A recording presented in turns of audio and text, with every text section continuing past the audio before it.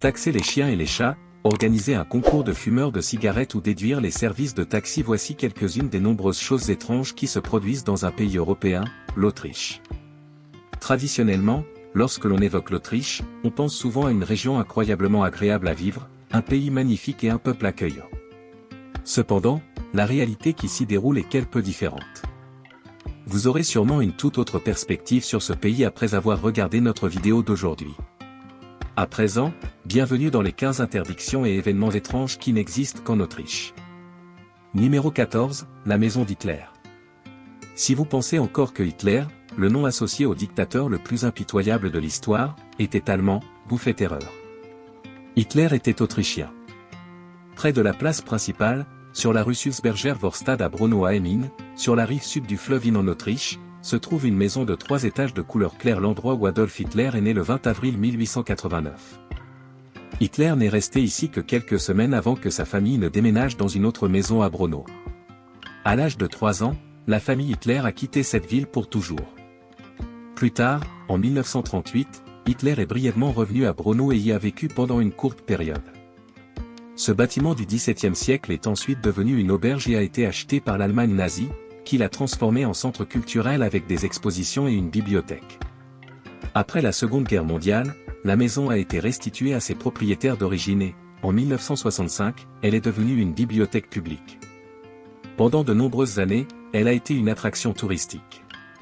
Le ministère autrichien de l'Intérieur s'est inquiété de la résurgence du mouvement nazi.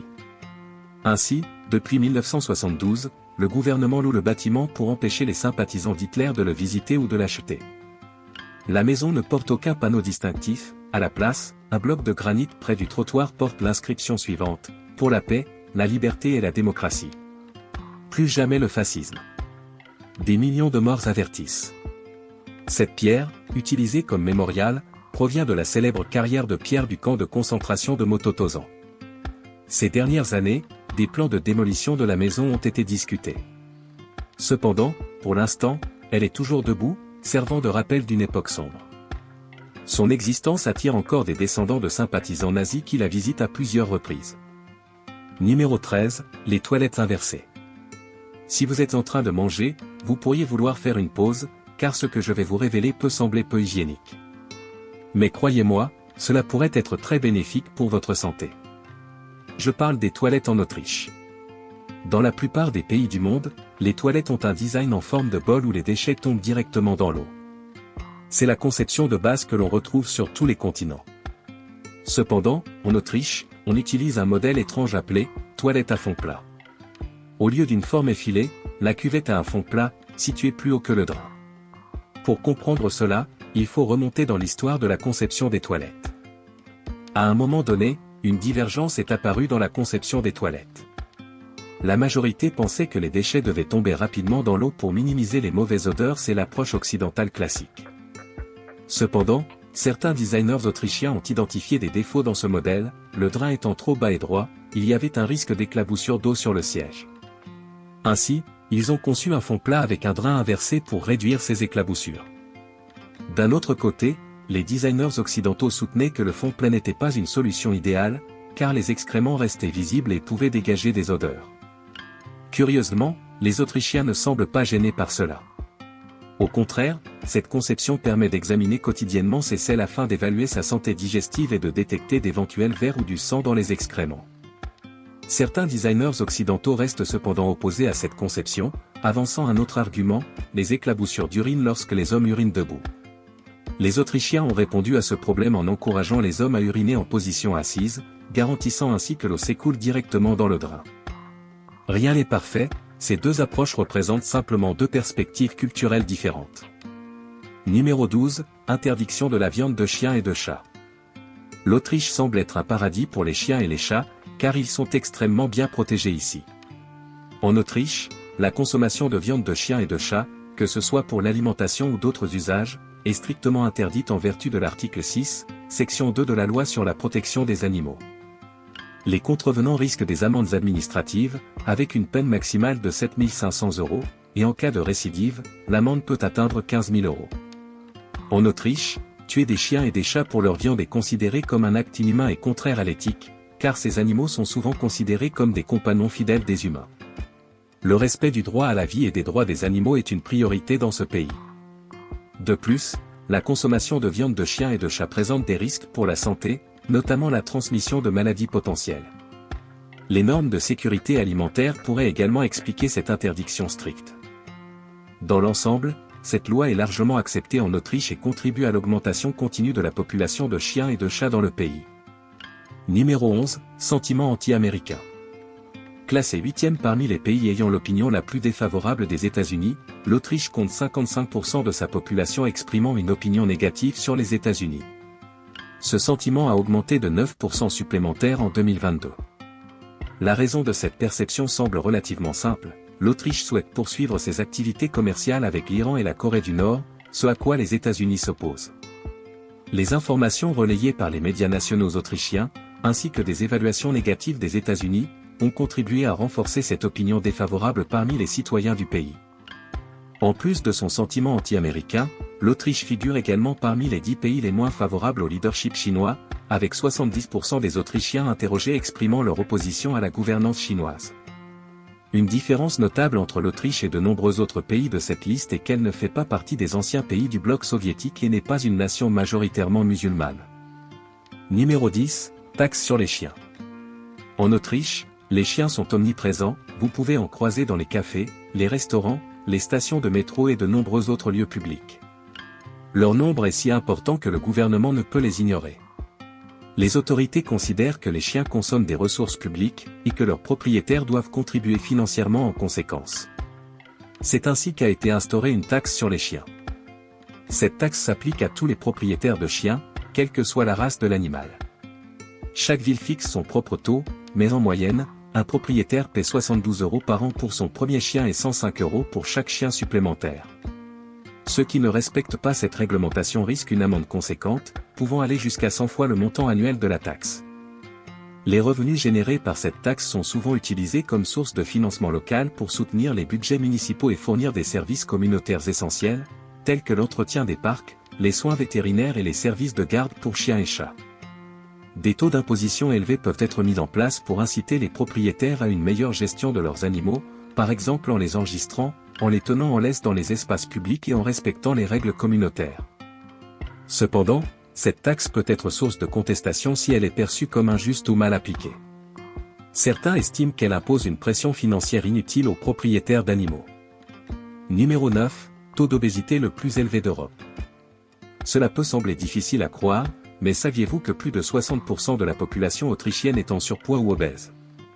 C'est une réalité préoccupante dans le pays. Selon l'Organisation mondiale de la santé, OMS, les taux d'obésité en Europe ne cessent d'augmenter, avec près d'un quart des adultes européens souffrant d'obésité. L'Autriche est en tête de ce triste classement.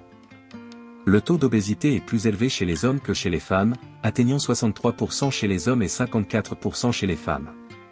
Environ un enfant sur 3 est en surpoids ou obèse, avec 29% de garçons et 27% de filles concernés, en particulier parmi les adolescents. D'après l'OMS, l'obésité est à l'origine d'au moins 13 types de cancers différents et serait responsable d'environ 200 000 nouveaux cas de cancer chaque année. De plus, elle augmente le risque de nombreuses autres maladies, notamment les cancers, les maladies cardiovasculaires, le diabète de type 2 et les maladies respiratoires chroniques. L'obésité est également responsable de 7% des cas d'invalidité en Autriche. Des facteurs tels que le mode de vie, l'alimentation et les influences culturelles jouent un rôle crucial dans cette situation. Cependant, le gouvernement autrichien peine à enrayer cette tendance, et les taux d'obésité continuent d'augmenter chaque année. Numéro 8, un accent difficile à comprendre. Même si vous parlez couramment l'allemand, vous pourriez avoir du mal à comprendre ce que disent les Autrichiens. Si vous demandez un « sac en papier » en allemand à une caisse, il n'est pas étonnant que l'on vous regarde avec perplexité. En Autriche, on appelle cela un « Sackerl ». Bien que les enfants autrichiens apprennent la littérature allemande à l'école, le pays possède une grande variété de dialectes régionaux. Les habitants peuvent ainsi identifier l'origine d'une personne rien qu'en écoutant son accent. La langue allemande telle qu'elle est parlée en Autriche est un véritable casse-tête pour les touristes. Imaginez apprendre l'allemand, une langue déjà difficile en soi. Puis, vous partez en voyage pour mettre en pratique vos connaissances, et soudain, vous entendez une langue totalement différente de ce que vous avez appris. L'Autriche compte 9 États fédérés, et chacun d'eux a son propre dialecte distinct. Parfois, même les Autrichiens eux-mêmes peuvent avoir du mal à se comprendre entre régions. Numéro 7, une communication directe. Les Autrichiens ne tournent pas autour du pot lorsqu'ils sont mécontents. Ne soyez donc pas surpris si vous entendez des commentaires plutôt francs sur votre comportement ou votre apparence lorsque vous parlez avec des Autrichiens. Cela s'explique par le fait qu'ils accordent une grande importance à l'honnêteté, ce qui est souvent confondu avec de l'impolitesse. Si vous posez une question du type « Est-ce que je parais gros ?» dans cette tenue, il est possible que la réponse soit « Oui » si c'est la vérité. Comparé à de nombreuses autres cultures, les Autrichiens sont souvent perçus comme très directs. Cependant, si ce qu'ils disent reflète la vérité, ils ne considèrent pas cela comme impoli. Ils expriment simplement ce qu'ils voient. Leur franchise est une marque de respect. Pour les Autrichiens, dire la vérité est un signe de respect, ils méritent d'entendre la vérité plutôt que des paroles trompeuses. Cependant, le langage s'est développé sur des milliers d'années, et il existe des façons de communiquer la vérité de manière plus délicate, contrairement à l'approche directe adoptée par les Autrichiens. Numéro 6, tout le monde sait skier. Vous avez certainement vu des photos de ski en Autriche, un pays couvert de neige une grande partie de l'année. Le ski est aussi important que l'apprentissage de la conduite dans un pays comme l'Autriche. Les enfants autrichiens apprennent à skier dès leur plus jeune âge, accompagnant souvent leurs parents dans les stations de ski. De plus, lorsqu'ils atteignent l'âge scolaire, ils doivent apprendre à skier dans le cadre de leur programme éducatif. Il n'est donc pas étonnant que les athlètes autrichiens remportent le plus de médailles dans les championnats du monde ainsi que dans les championnats européens. Un Autrichien a déclaré « Le ski est un sport relativement coûteux, donc beaucoup de gens ne le pratiquent qu'une ou deux fois par an. Cependant, presque tous les Autrichiens savent skier, et le ski est aussi important pour nous que le football, voire plus encore. Nous excellons dans ce domaine. Numéro 5, le plus beau village du monde. Waouh, nous avons parlé de nombreux aspects négatifs de l'Autriche, il est maintenant temps de mettre en avant un aspect positif de ce pays. Ces paysages sont sans aucun doute parmi les plus impressionnants de cette destination touristique. Parmi de nombreuses zones préservées, le village de Hallstatt est considéré comme l'un des plus beaux villages du monde. Situé sur la rive ouest du Hallstatt-Essi, entouré de chaînes de montagnes imposantes, Hallstatt est une destination incontournable lors d'un voyage en Autriche. Avec une histoire remontant à 5000 ans avant Jésus-Christ et étant considérée comme la première mine de sel du monde, la ville de Hallstatt a su conserver sa beauté pittoresque et paisible. Hallstatt est un véritable tableau vivant avec ses maisons aux couleurs pastel se reflétant sur le lac scintillant. La seule beauté de ces maisons et de ces ruelles suffit à attirer un grand nombre de touristes, notamment sous le soleil estival. En hiver, bien que de nombreuses boutiques ferment tôt, le paysage enneigé de la ville devient un rêve pour les amateurs de photographie. La beauté de Hallstatt est façonnée par la main de l'homme mais s'intègre harmonieusement à la nature, rendant chaque coin du village naturellement captivant. Les murs recouverts de lierre, les balustrades en bois recouvertes de mousse sont des éléments uniques qu'on ne peut reproduire ailleurs. Les imitations de Hallstatt ne font qu'attiser la curiosité des voyageurs pour l'original, les incitant à venir ici pour contempler cette parfaite harmonie entre civilisation et nature, et découvrir le charme serein d'un village niché entre montagnes et lacs, l'un des plus beaux villages du monde. Numéro 4, pas de draus. Lorsque vous entrez dans une chambre d'hôtel en Autriche, vous remarquerez probablement qu'il y a toujours un drap plié soigneusement sur le lit, mais que ce dernier n'a pas de housse ajustée. Même à la maison, les Autrichiens utilisent rarement des draus, contrairement aux voyageurs ou aux immigrés venus d'autres pays qui en équipent souvent leur foyer. La raison de cette pratique inhabituelle en Autriche est que les Autrichiens considèrent que les draus peuvent poser des problèmes de santé. Ces derniers accumulent une certaine quantité de bactéries après utilisation. Il peut s'agir de poussière provenant des mains et des pieds, de particules de l'environnement, de cellules mortes de la peau, de poils d'animaux, etc. Notre peau est en contact direct avec le drap du lit. Si celui-ci est sale, il peut accumuler une certaine quantité de bactéries pathogènes telles que des champignons, des moisissures, etc. La peau, en particulier chez les personnes ayant une peau sensible, est la première à en subir les conséquences. Le risque d'acné, de boutons et d'éruptions cutanées est très élevé. Même en l'absence d'infection visible, on peut ressentir des démangeaisons et une gêne extrême. Si l'on continue à utiliser des draps sales, le risque d'inflammation et d'infection fongique augmente considérablement. Plus cela reste sans traitement, plus la situation s'aggrave et devient difficile à soigner. Cependant, tous ces problèmes peuvent être évités en lavant régulièrement les draps et en maintenant une bonne hygiène de la literie. Mais il semblerait que les Autrichiens soient plutôt paresseux à cet égard, et préfèrent donc se passer des Draus. Numéro 3, éviter les taxis. Dans d'autres pays, il est normal d'appeler un taxi même si la destination n'est qu'à 10 ou 15 minutes à pied. Mais en Autriche, c'est une toute autre histoire. Prendre un taxi est réservé aux personnes âgées qui ne peuvent pas se déplacer seules ou aux personnes extrêmement riches qui préfèrent éviter toute contrainte. Pour les autres, la majorité des gens refusent tout simplement d'utiliser les taxis. De nombreuses villes autrichiennes disposent d'un réseau de transports publics efficace et pratique, comprenant des tramways, des trains et des bus. Cela rend l'utilisation d'un taxi inutile lorsque des options publiques pratiques et économiques sont disponibles. L'Autriche met en place des politiques environnementales et de transport visant à promouvoir l'utilisation des transports en commun et des véhicules électriques.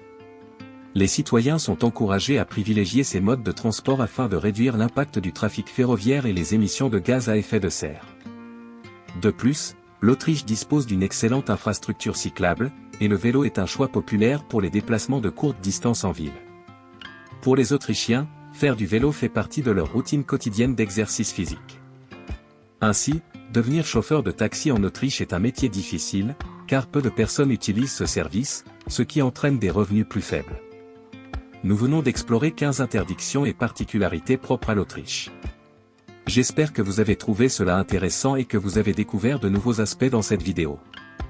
N'oubliez pas de partager vos impressions et de vous abonner pour plus de vidéos sur la culture et les curiosités du monde entier. On se retrouve pour la prochaine aventure.